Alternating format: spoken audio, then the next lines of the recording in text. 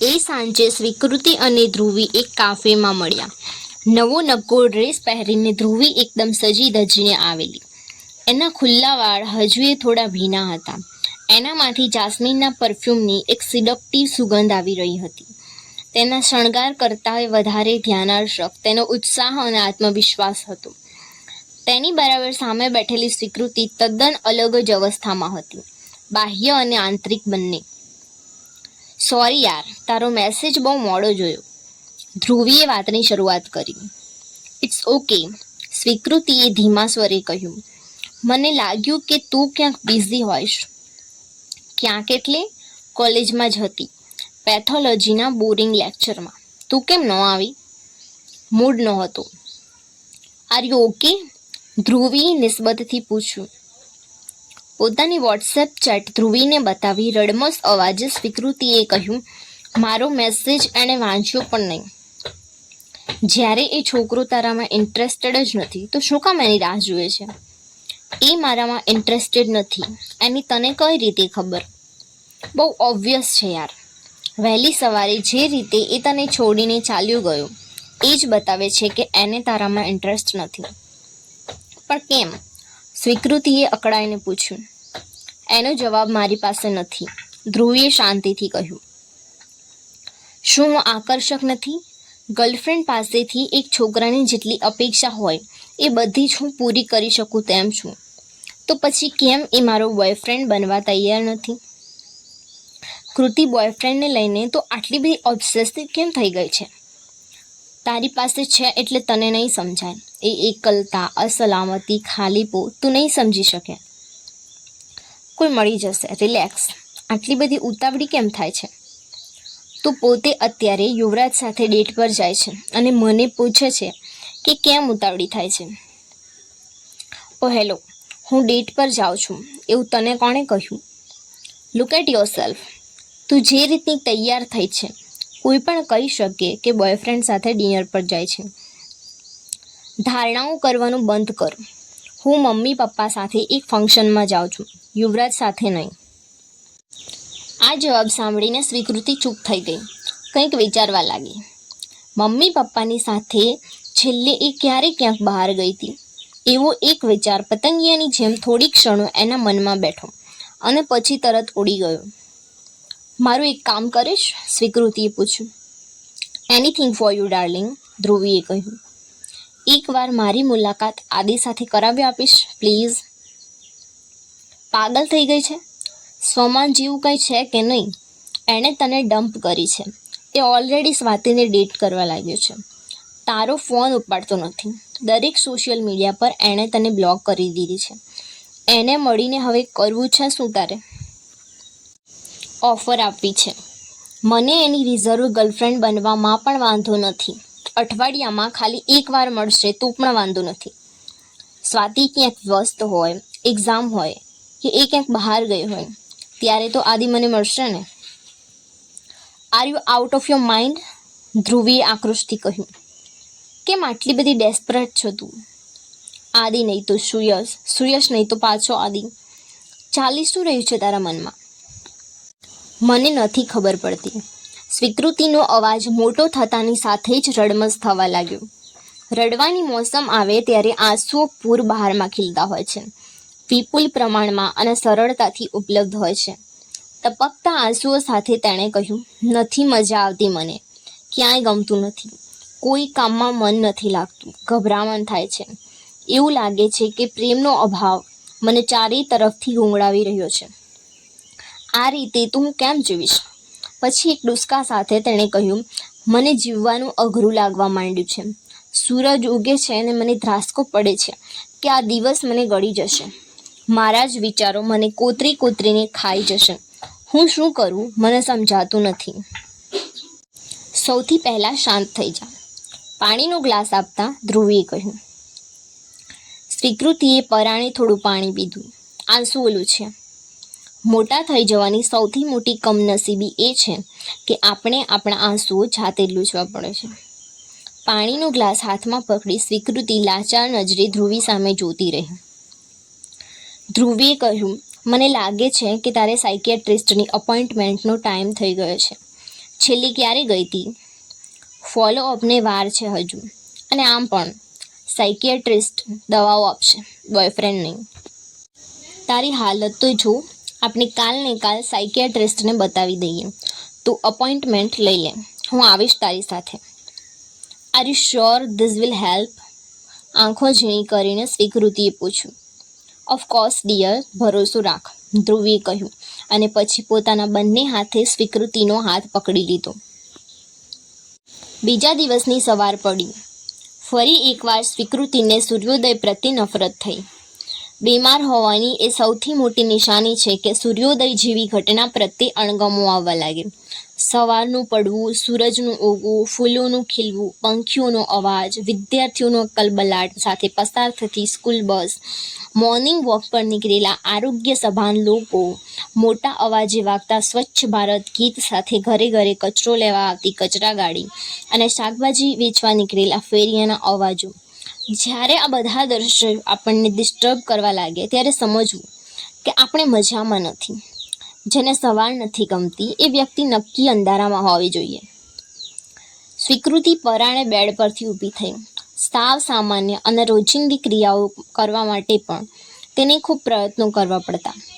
શરીરને બાંધી રાખતી સૌથી મજબૂત અને વજનદાર સાંકળ કોઈ હોય તો એ વિચારો છે. ચાલતી વખતે સૌથી વધારે ભાર આપણને વિચારોનો જ લાગતો હોય છે.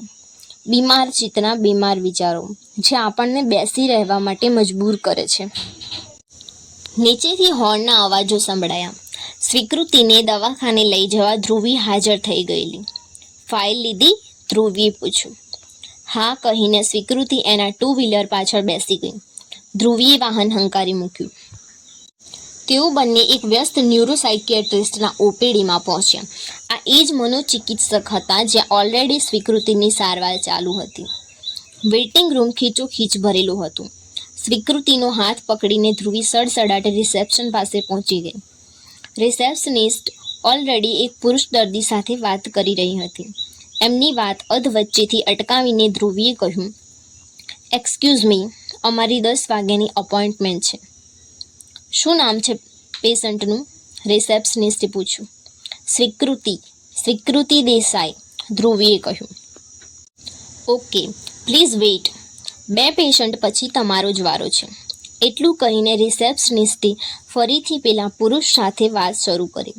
સર, તમે થોડીવાર બેસો ને, તમારો વારો આવે એટલે કહું. થોડી વાર પછી સ્વીકૃતિ અને ધ્રુવી ડૉક્ટરની ચેમ્બરમાં પ્રવેશ્યા. ડૉક્ટર પ્રમોદ રાવલે જૂના કેસ પેપર્સ અને હિસ્ટ્રી નોટ્સ વાંચીને પૂછ્યું, હવે કેમ છે તમને? સ્વીકૃતિએ કશો જ જવાબ ન આપ્યો. એના બદલે ધ્રુવીએ કહ્યું, સર એને બિલકુલ સારું નથી. કેમ, શું થયું? દવાઓ તો લે છે ને બરાબર? સર, મારે એ જ જાણવું છે. હું એની ખાસ બહેનપણી છું. છેલ્લા કેટલાય મહિનાથી કૃતિ નિયમિતપણે તમારી એન્ટી ડિપ્રેસન્ટ લે છે અને છતાં એનામાં કોઈ સુધાર નથી. કહીને ડૉક્ટર રાવલે એક પોઝ લીધો. પછી સ્વીકૃતિને પૂછ્યું, મન કેવું રહે છે? શું વિચાર આવે છે તમને? બસ મજા નથી આવતી. એટલું કહીને સ્વીકૃતિ રડી પડી. ડિયર, એટલે જ તો આપણે અહીંયા આવ્યા છીએ. તને જે થતું હોય એ બિંદાસ્ત કહી દે, ધ્રુવીએ કહ્યું. પોતાનું રુદન કંટ્રોલ કરીને થોડા ખચકાટ સાથે સ્વીકૃતિએ કહ્યું, મારે એક બોયફ્રેન્ડની જરૂર છે. હે ભગવાન, ધ્રુવીએ અકળાઈને કહ્યું. તારા સોશિયલ ઇસ્યુઝ થોડીવાર સાઈડ પર રાખી દે. સર જાણવા માગે છે કે તું શું ફીલ કરે છે. એ જ તો કહું છું, સ્વીકૃતિએ કહ્યું. પછી ડૉક્ટર રાવલ તરફ નજર કરીને, સર, મને પાક્કી ખાતરી છે કે જો મને એક સારો બોયફ્રેન્ડ મળી જશે તો મારું આ ડિપ્રેશન દૂર થઈ જશે. મને મેડિસિનની જરૂર પણ નહીં રહે. બોયફ્રેન્ડની જીત છોડીને પહેલાં તારી સારવાર કરાવ કૃતિ. ધ્રુવી, તું કેમ નથી સમજતી કે એક બોયફ્રેન્ડ જ મારી સારવાર છે? ઉફ કરીને ધ્રુવીએ અવિશ્વાસ સાથે પોતાની દલીલ સંકેલી લીધી. 1 મિનિટ કહીને ડૉક્ટર રાવલે ધ્રુવીને કહ્યું, ઇફ યુ ડોન્ટ માઇન્ડ, તમે થોડીવાર બહાર જશો? મારે પેશન્ટને અમુક પ્રશ્નો પૂછવા છે. શ્યોર કહીને ધ્રુવી ઊભી થઈ. થોડી વાર માટે બહાર ચાલી ગઈ. સ્વીકૃતિ સાથે વાત કર્યા પછી ડૉક્ટર રાવલે તેને બહાર મોકલી અને ધ્રુવીને અંદર બોલાવી. બેસો, ડૉક્ટર રાવલે કહ્યું. સર, શું પ્રોબ્લેમ છે? ખુરશી પર બેસીને ધ્રુવીએ પૂછ્યું. તમે એમને કેટલા સમયથી ઓળખો છો? છેલ્લા 1.5 વર્ષથી. અમે કોલેજમાં જ એકબીજાના સંપર્કમાં આવ્યા. તમે બંને સેકન્ડ MBBSમાં છો, રાઈટ? Yes sir. પેશન્ટના ઘરે કોઈને ખબર છે કે એને ડિપ્રેશનની સારવાર ચાલુ છે? ના સર. એકચ્યુઅલી કૃતિ નથી ઈચ્છતી કે એના મમ્મીને આ વાતની જાણ થાય. એ થોડા વધારે જ હાઈપર છે. કેવી રીતે રિએક્ટ કરશે ખબર નથી. અને પપ્પા? કદાચ કૃતિ એના પપ્પાની બહુ ક્લોઝ નથી. આઈ એમ નોટ શ્યોર, પણ કૃતિના મોઢેથી ક્યારેય એના પપ્પાની વાતો નથી સાંભળી. એના ફોન પર એની મમ્મીના જ કોલ્સ આવે છે. એટલે કૃતિને એના પપ્પા સાથે કેટલું બને છે એ મને નથી ખબર. કરીને થોડા ગંભીર મૌન પછી ડૉક્ટર રાવલે કહ્યું, મેં વાત કરી સ્વીકૃતિ સાથે.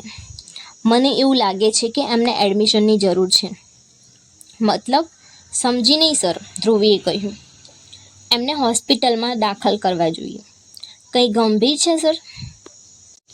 સ્વીકૃતિને મેજર ડિપ્રેસિવ ડિસઓર્ડર છે and she is not responding to the conventional treatment. એને સ્યુસાઇડલ આઈડિયા પણ છે. તો મારી સલાહ છે કે થોડા દિવસ એ મારા ઓબ્ઝર્વેશનમાં રહે. એટલું જ નહીં, એ હોસ્પિટલમાં હશે તો થોડી ઇન્ટેન્સિવ ટ્રીટમેન્ટ શક્ય બનશે. એ ક્યારેય રાજી નહીં થાય. વેલ, મારું કામ તો ફક્ત પ્રોફેશનલ એડવાઇસ આપવાનું છે. I am not here to convince her. એને મનાવવાનું કામ તમારે કરવું પડશે. ઓકે સર, થેન્ક યુ કહીને ધ્રુવી ચેમ્બરની બહાર નીકળી ગઈ. તેણે બહાર નીકળીને જોયું તો દર્દીઓ માટેના પ્રતીક્ષા કક્ષમાં બેસીને સ્વીકૃતિ પોતાનો ફોન જોઈ રહી હતી. તે સોશિયલ મીડિયા સ્ક્રોલ કરી રહી હતી. ધ્રુવી એની બાજુની ખુરશી પર બેસી ગઈ. ધ્રુવીએ હળવેથી કહ્યું, પ્રમોદ સરે એડમિશનની સલાહ આપી છે. તેઓ કહે છે કે તને મેજર ડિપ્રેસિવ ડિસઓર્ડર છે. મેં તને કહ્યું તું ને કે અહીંયા આવવાથી કોઈ જ ફાયદો નહીં થાય, સ્વીકૃતિએ કહ્યું. પણ 2-3 દિવસ દાખલ થઈ જવામાં તને વાંધો શું છે? અરે પણ શું કામ દાખલ થાવ? મને ક્યાં એવી કોઈ તકલીફ છે કે મારે દાખલ થવું પડે? હું તને એટલી બીમાર લાગુ છું? લાગતી તો નથી. તો પછી અહીંયા રહીને મારે કરવાનું શું? અને મમ્મીને શું કહેવાનું? એક તો એમને દરેક રૂપિયાનો હિસાબ આપવો પડે છે. ક્યારેક તો મન થાય છે કે ક્યાંક પાર્ટ ટાઈમ જોબ શરૂ કરું. થોડાક રૂપિયા તો મળશે જે હું મારી મરજી પ્રમાણે ખર્ચી શકું. પોકેટ મનીમાંથી માંડ થોડાક બચાવું છું. એ બધા આ એન્ટ્રી ડિપ્રેશન ખાઈ જાય છે. તો કહી કેમ નથી દેતી એમને કે તારી ટ્રીટમેન્ટ ચાલે છે? તને ખબર છે ને એનો સ્વભાવ, આખું ઘર માથે લેશે. 2 કલાક મોડું થાય એમાં જે વ્યક્તિ મને 20 ફોન કરતી હોય એ સાયકિયાટ્રિસ્ટનું નામ સાંભળીને કેવું રિએક્ટ કરશે? છોડ, એ નહીં સમજે. તારા પપ્પા? ધ્રુવીએ પૂછ્યું. એટલું પૂછતાની સાથે જ સ્વીકૃતિ સ્થિર થઈ ગઈ. સજળ આંખો સાથે થોડીવાર એ ધ્રુવીના ચહેરા સામે જોતી રહી. ગળે આવેલો ડોમો ઉતારીને તેણે કહ્યું, એમને વોટ્સએપમાં રાખેલું સ્ટેટસ કાશ ક્યારેક મારા માટે લાગુ પડ્યું હોત. આઈ એમ અવેલેબલ.